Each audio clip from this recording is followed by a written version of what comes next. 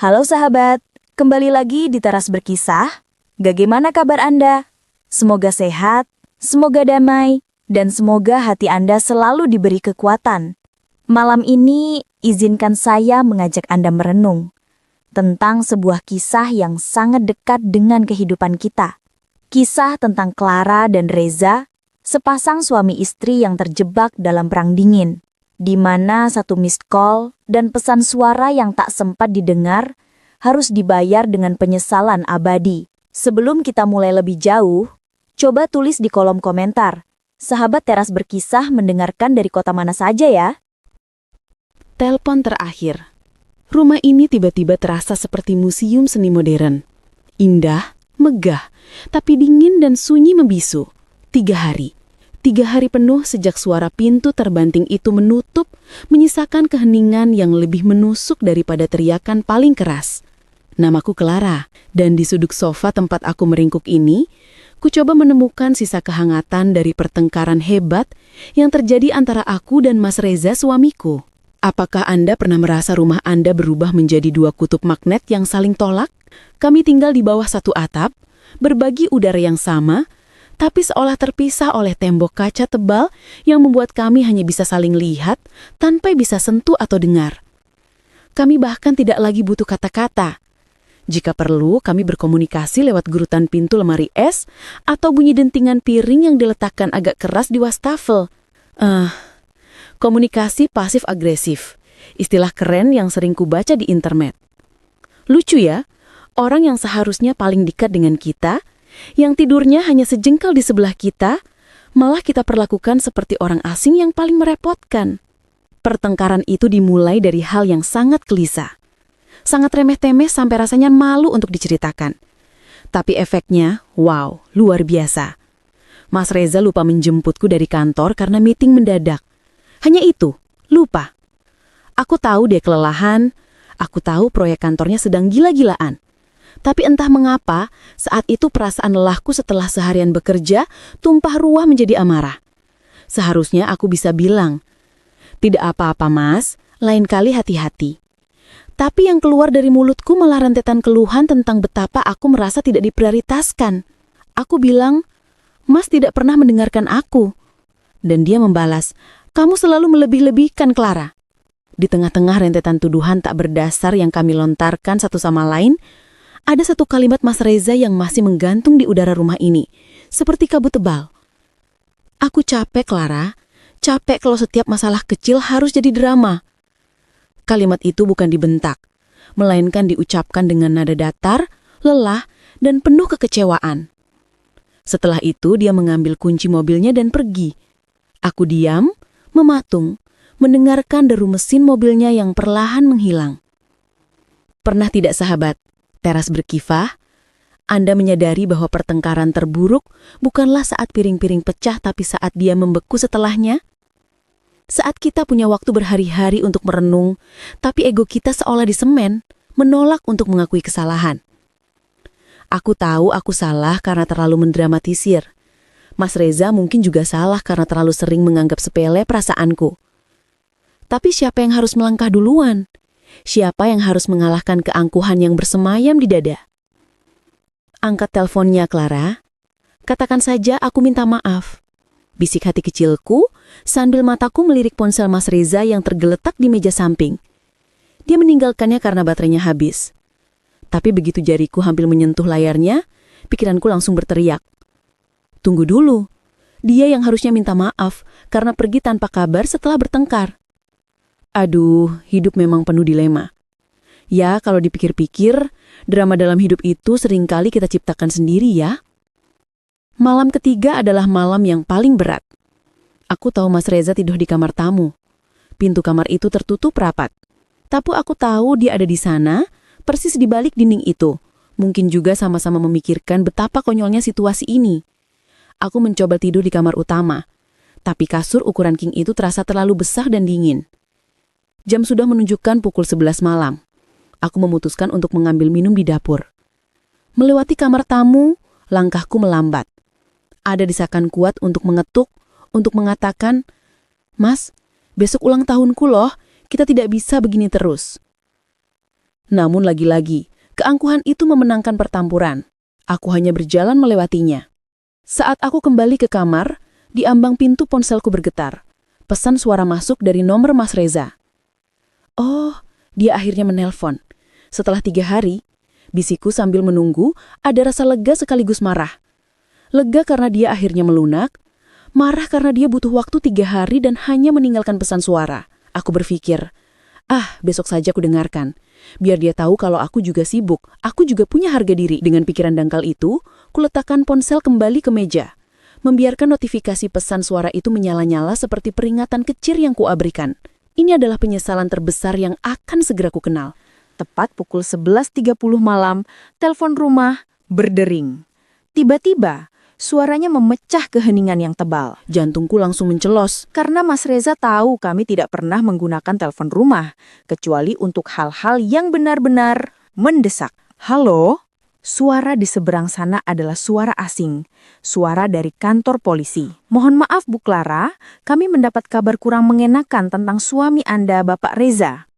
Suara petugas polisi itu terdengar seperti suara dari lorong panjang yang gelap, jauh dan tidak nyata. Mereka menyebutkan nama Mas Reza, menyebutkan kecelakaan, dan menyebutkan sebuah alamat rumah sakit yang jaraknya tidak terlalu jauh dari rumah kami. Aku tidak ingat bagaimana aku menjawab.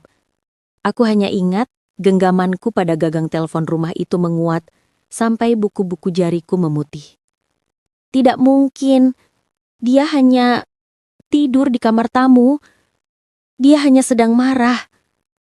Jerit logikaku beradu dengan suara dingin yang datang dari telepon. Pernahkah Anda merasakan saat di mana waktu terasa berhenti? Di mana setiap detik merayap lambat seolah ingin menyiksa Anda? Saat itu aku berlari, tidak berganti pakaian, tidak mencuci muka.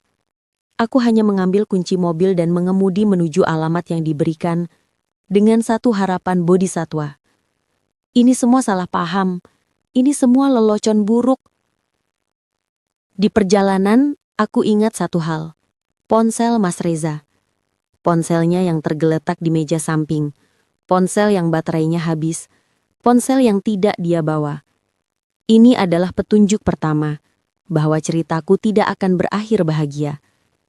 Mas Reza tidak pernah bepergian malam hari tanpa ponselnya. Di ruang tunggu rumah sakit yang berbau antiseptik dan kesedihan yang samar-samar, aku akhirnya menemukan sosok yang kucari. Atau lebih tepatnya, sosok yang dicari-cari oleh Mas Reza. Ada 2 orang rekan kerjanya, berdiri dengan wajah pucat. Dari pandangan mata mereka saat melihatku, aku tahu. Tidak ada yang perlu diucapkan lagi. Seorang perawat datang mendekat dengan selembar kertas di tangan.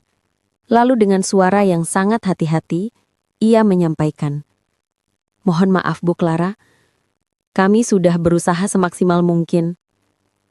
Kalimat itu, kalimat formal yang seakan diucapkan ratusan kali setiap hari, menghantamku telak. Tubuhku limbung. Aku tidak menangis histeris. Aku hanya merasa kosong dan dingin. Seolah-olah semua udara di paru-paruku telah ditarik keluar. Inilah ironi terkejam dari sebuah perpisahan mendadak. Interaksi terakhir kita dengannya adalah sebuah pertengkaran. Pertengkaran bodoh yang dipicu oleh ego dan kelelahan.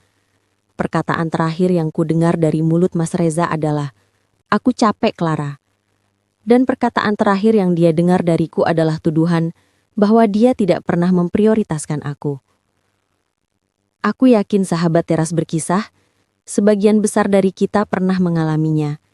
Kita sering menunda permintaan maaf, menunda kata-kata sayang. Karena kita pikir kita punya besok, kita punya lusa, kita punya seumur hidup. Tapi hidup punya rencana lain. Hidup punya plot twist yang jauh lebih menyakitkan daripada skenario terburuk yang kita bayangkan. Kecelakaan tunggal, Bu, di jalan pulang. Jelas salah satu rekan kerjanya dengan suara tercekat. Sepertinya mobilnya tergelincir karena licin. Kami dapat kabar karena kartu identitasnya. Mereka terus berbicara tentang urusan administrasi, tentang bagaimana mereka menemukan mobilnya, Tapi aku tidak mendengar apapun. Mataku hanya terpaku pada tanganku yang gemetar.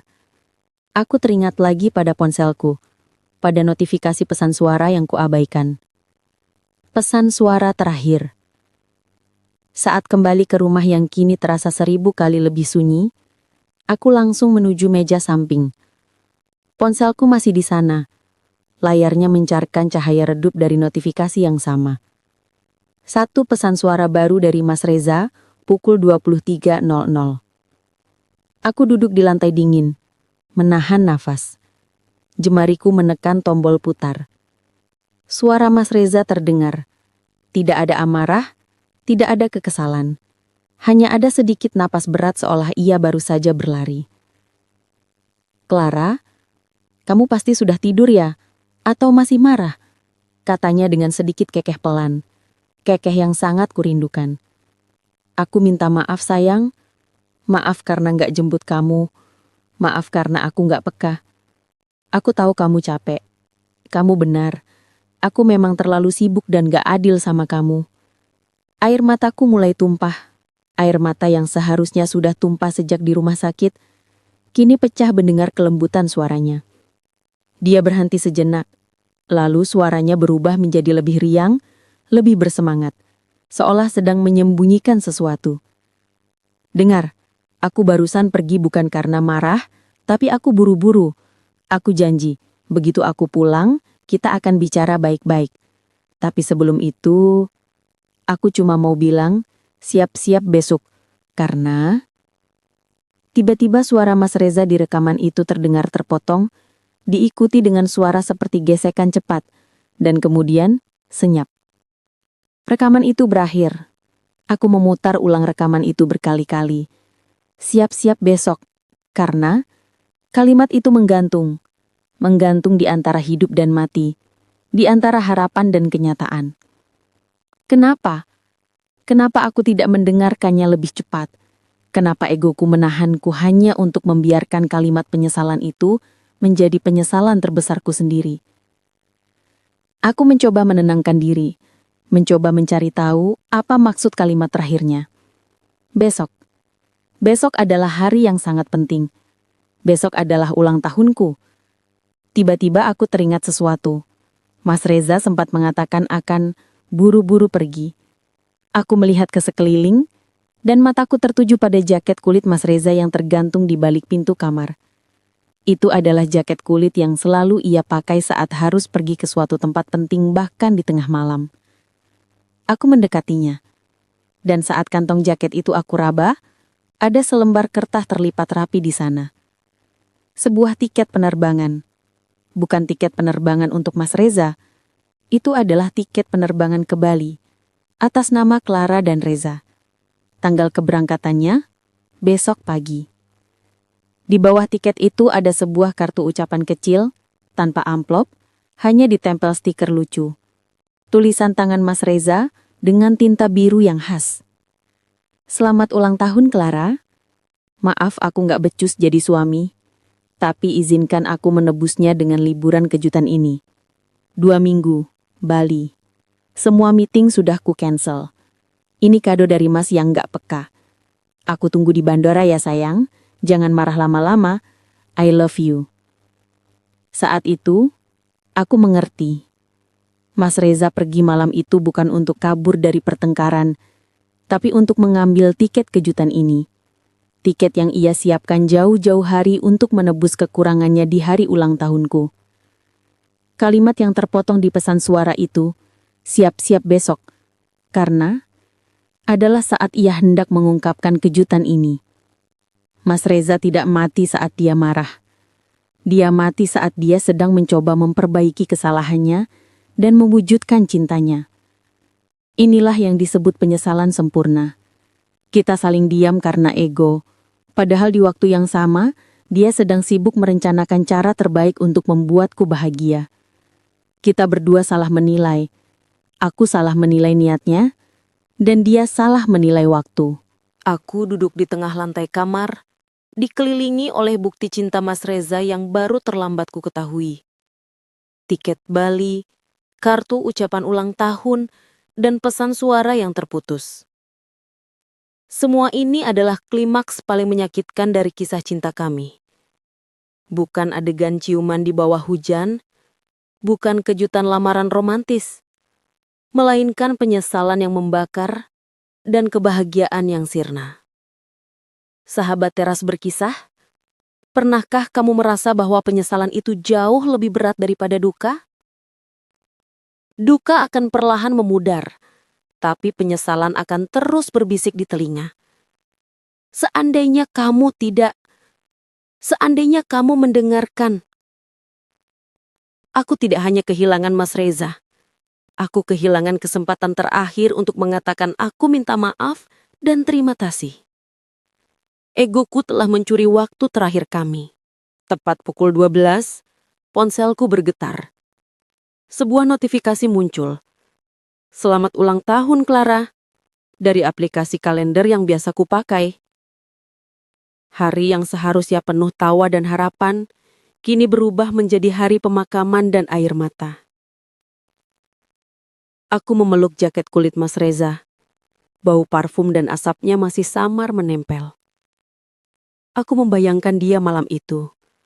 Buru-buru mengambil tiket, mungkin sambil menahan lelah dan mengabaikan pertengkaran kami, hanya demi melihat senyumku di pagi ini. Dan di tengah kesedihan yang mencekik, aku tergelak lirih. Mas Reza, kamu ini luar biasa ya. Bahkan setelah bertengkar, kamu masih sempat-sempatnya jadi event organizer kejutan ulang tahun. Ada humor pahit yang tak bisa kutolak. Suamiku, yang sering dibilang kaku dalam romansa, ternyata sudah merencanakan liburan 2 minggu ke Bali. 2 minggu. Ia pasti jungkir balik mengurus cuti, rapat, izin, hanya untuk kejutan ini. Semua itu ia lakukan setelah aku menuduhnya tidak memprioritaskanku. Bukankah begitulah cinta seringkali berjalan? Kita sibuk menghitung kekurangan pasangan, sampai lupa melihat semua pengorbanan yang mereka sembunyikan. Kita melihat Reza yang lupa menjemput, tapi tak melihat Reza yang begadang seminggu demi menyelesaikan deadline. Kita melihat setitik noda dan menutup mata pada kanvas kebaikan. Aku menekan nomor Mas Reza, bukan karena berharap ia menjawab, tapi karena aku butuh mendengar dering itu.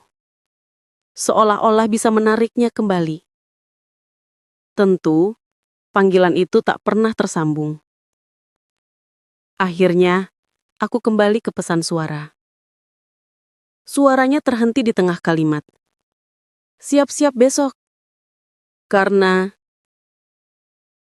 aku sekarang mengerti. Kalimat itu bukan hanya tentang liburan kejutan. Itu adalah pesan yang lebih besar. Siap-siaplah, karena hidup tidak selalu memberi kesempatan kedua. Hari itu, aku tahu aku tak akan pernah menjejakkan kaki di Bali. Tiket itu menjadi benda paling berharga sekaligus paling menyakitkan yang kumiliki. Surat cinta dan surat perpisahan dalam satu wujud. Inilah konflik terakhir. Bukan lagi antara aku dan Mas Reza, melainkan antara aku dan diriku sendiri. Bagaimana melanjutkan hidup dengan penyesalan seberat ini? Bagaimana tidur di kamar yang sama, melewati pintu kamar gamu yang kini tinggal kenangan, tanpa pernah bisa memeluknya lagi? Aku berdiri, menatap pantulan diri di cermin. Wajah sembab, mata bengkak. Yang kulihat adalah seorang wanita yang kehilangan segalanya hanya karena satu hal sederhana. Ego yang terlalu besar. Kematian Mas Reza mengajarkan satu hal berharga yang tidak pernah kutemukan dalam buku manapun. Cinta harus diucapkan dan ditunjukkan saat ini juga. Karena masa depan hanyalah janji rapuh yang bisa hancur dalam sekejap. Aku membuka kotak pesan suara, menekan tombol save. Suara terakhir Mas Reza, penuh permintaan maaf, cinta, dan harapan yang terputus akan menjadi mantra penyesalan yang akan kubawa selamanya. Setelah badai emosi berlalu, yang tersisa hanyalah puing-puing hati yang harus kupungut satu persatu. Hari-hari setelah pemakaman Mas Reza terasa seperti berjalan di atas kaca. Semua sudut rumah ini menjadi saksi bisu. Dari sofa tempat kami bertengkar, hingga kamar tamu yang menjadi persembunyian terakhirnya. Pernahkah kamu merasa bahwa kenangan bisa berbau? Bagiku, kamar itu kini berbau penyesalan. Aku tahu aku tidak bisa terus hidup dalam isolasi dan menyalahkan diri sendiri. Mas Reza sudah pergi, tapi pelajaran yang ia tinggalkan lewat pesan suara dan tiket Bali harus kubawa. Semua orang di sekelilingku, dari ibu, sahabat, hingga rekan kerja, menyarankan agar aku melupakan pertengkaran itu. Mereka bilang, "Clara, Mas Reza mencintaimu. Dia pasti tidak mau kamu menyalahkan dirimu sendiri." Mereka benar tentu saja. Tapi bagaimana caranya melupakan sesuatu yang menjadi percakapan terakhirmu dengan orang yang paling kamu cintai? Aku sadar satu-satunya cara untuk memaafkan Mas Reza adalah dengan memaafkan diriku sendiri. Aku mulai dengan hal-hal kecil. Pertama, aku mendengarkan lagi pesan suara itu setiap malam. Bukan untuk menyiksa diri, melainkan untuk menerima. Menerima bahwa Mas Reza pergi dengan cinta, bukan dengan amarah. Di akhir rekaman, meski suaranya terputus, ada janji tentang masa depan. Itu yang harus kupegang. Kedua, aku meruntuhkan sekat. Ingat sekat tak kasat mata yang memisahkanku dan Mas Reza saat bertengkar? Aku memutuskan untuk menghapusnya. Aku mengemas semua barangnya dari kamar tamu, lalu menyatukannya kembali di kamar kami. Bahkan aku sengaja tidur di sisi kasur yang biasa ia tiduri. Ini bukan soal mencari hantu, tapi soal menghadirkan kebersamaan yang direnggut waktu. Ketiga, dan ini yang paling sulit, aku memberinya kado ulang tahun. Ya, kado untuk Mas Reza, tepat di hari ulang tahunku. Pada ulang tahunku yang ke-30, bukannya merayakan, aku pergi ke taman kota favoritnya. Di bawah pohon beringin tua tempat kami biasa jogging, aku meletakkan dua benda. Tiket Bali yang tidak sempat kami gunakan, dan kartu ucapan ulang tahun darinya. "Mas," bisikku pelan. Air mata menetes tenang, bukan lagi histeris. "Aku tahu kamu sudah menyiapkan kado terindah untukku. Tapi izinkan aku memberimu kado juga." Aku merobek tiket Bali itu menjadi potongan-potongan kecil. Bukan dengan marah, melainkan dengan ikhlas. "Kado dariku, Mas, adalah kebebasanmu. Aku membebaskanmu dari janji liburan ini. Aku membebaskanmu dari penyesalan terakhir kita. Aku memaafkan diriku, dan aku memaafkanmu. Dengar, Mas, aku akan baik-baik saja. Aku janji. Aku akan mencari kebahagiaan itu. Kebahagiaan yang kamu rencanakan untukku di Bali. Tapi aku akan mencarinya di sini, di rumah ini tanpa kamu. Dan aku janji, aku tidak akan lagi menunda kata maaf atau cinta pada siapapun yang kusayangi." Mungkin terdengar aneh berbicara sendiri di taman. Tapi bukankah kita semua sering berbicara dengan diri sendiri saat sedang memproses kesedihan? Saat aku kembali ke rumah, ada rasa lega yang aneh. Beban penyesalan itu tidak hilang, tapi berubah. Ia bukan lagi belenggu, melainkan kompas yang menuntunku. Aku tahu Mas Reza pasti tersenyum melihatku. Dia tidak akan mau aku hidup di bayang-bayang pertengkaran terakhir. Akhirnya aku mengambil ponselku dan menghapus notifikasi pesan suara itu. Bukan karena aku ingin melupakannya, tapi karena suaranya sudah kusimpan di tempat yang jauh lebih aman. Hatiku. Aku sudah tahu seluruh isinya, bahkan bagian yang terpotong. Clara yang dulu adalah Clara yang egois. Kini aku adalah Clara yang terluka, tapi belajar. Dan aku harus membuktikan kepada Mas Reza dan kepada diriku sendiri bahwa aku bisa melanjutkan hidup. Waktu tidak menyembuhkan semua luka, tapi waktu mengubah cara kita memandang luka itu. Setahun telah berlalu sejak malam ketika telepon terakhir itu datang, dan hidupku sebagai Clara telah berubah secara fundamental. Rumahku tidak lagi sunyi membesu. Kini ia dipenuhi suara-suara kecil kehidupan dan sesekali tawa yang getir tapi tulus. Aku tidak lagi bekerja di kantor yang sama. Aku resign 6 bulan setelah kepergian Mas Reza. Keputusan itu mungkin terdengar drastis, tapi aku sadar, meeting mendadak, lemburan pengganti cuti, dan segala kesibukan yang dulu membuat kami bertengkar, tidak ada artinya lagi. Aku memilih untuk fokus pada hal-hal yang benar-benar penting. Aku membuka toko bunga kecil di dekat rumah, dan menamainya Janji Besok. Nama itu adalah pengingat harian bagiku, bahwa kita tidak pernah benar-benar memiliki hari esok. Semua yang ingin kita lakukan harus dilakukan hari ini. Pernahkah kamu menyadari bahwa trauma terbesar seringkali justru menjadi guru terbaik? Mas Reza, lewat kepergiannya telah mengajarkanku seni komunikasi yang jujur. Kini, setiap kali aku merasa marah atau kecewa, aku tidak lagi memilih diam. Aku tidak lagi menyembunyikan rasa dengan gerutuan pasif-agresif. Aku belajar untuk bicara, lembut tapi tegas. Sejak membuka toko bunga, aku sering bertemu orang-orang yang juga memanggul penyesalan. Ada pelanggan yang bercerita, tidak sempat bilang cinta pada ayahnya.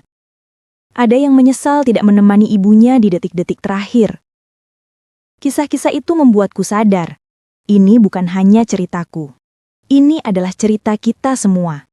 Tentang betapa seringnya kita menunda perhatian, seakan waktu selalu akan menunggu.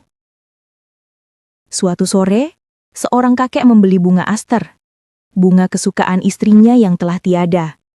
Sambil tersenyum getir, ia berkata, "Dulu, kalau saya belikan bunga, istri saya cerewet. Bunga apa ini, Pak? Boros sekali. Tapi sekarang, saya rela menghabiskan apa saja hanya untuk membawakan bunga ini ke makamnya, agar dia tahu saya mencintainya." Aku hanya bisa tersenyum. Itu adalah pemahaman yang sama. Kita sering menunggu pasangan kita menjadi sempurna sebelum menunjukkan cinta. Padahal cinta sejati adalah mencintai ketidaksempurnaan mereka sebelum waktu mencabut kesempatan itu. Telepon terakhir itu menjadi pelajaran termahal dalam hidupku. Pesan suara yang terputus kini selalu kudengar sebelum tidur. Bukan untuk menambah sedih, tapi untuk mengingatkan. Jangan pernah tidur dalam keadaan marah pada orang yang kusayangi. Mas Reza, bisikku setiap malam menatap sisi kasur yang kosong. Balinya sudah kujalani di sini. Kebahagiaan yang kamu rencanakan, kini kuciptakan sendiri. Dan aku berjanji, aku tidak akan pernah lagi menunda kata maaf atau ucapan sayang. Aku tahu, aku tidak bisa membawa Mas Reza kembali, tapi aku bisa menghidupkan warisannya. Warisan itu bukan sekedar tiket ke Bali, melainkan pelajaran tentang bagaimana penyesalan bisa berubah menjadi motivasi terbesar. Untuk menjadi manusia yang lebih baik, lebih tulus, dan lebih berani. Kisah ini mungkin terdengar menyedihkan, tapi bagiku, ini adalah kisah cinta yang sempurna. Karena di akhir perjalanannya, Mas Reza membuktikan betapa besar cintanya padaku. Dan aku, meski terlambat, akhirnya belajar mencintai tanpa syarat. Keheningan di rumah ini memang tidak pernah hilang sepenuhnya. Tapi kini, keheningan itu bukan lagi dingin karena pertengkaran. Ia telah berubah menjadi keheningan yang hangat, karena kenangan. Terima kasih sudah mendengarkan sampai akhir. Semoga kisah ini menjadi pengingat bagi kita semua. Jangan pernah menunda kata maaf dan ungkapan cinta. Waktu tak pernah memberi kita garansi. Malam ini, tinggalkan sejenak ponsel Anda. Peluklah seseorang yang Anda sayangi. Atau kirimkan satu pesan hangat. Gengsi itu mahal, tapi penyesalan jauh lebih menyakitkan. Jangan lupa tinggalkan jejak dengan like atau komentar di bawah. Sampai jumpa lagi di Teras Berkisah berikutnya.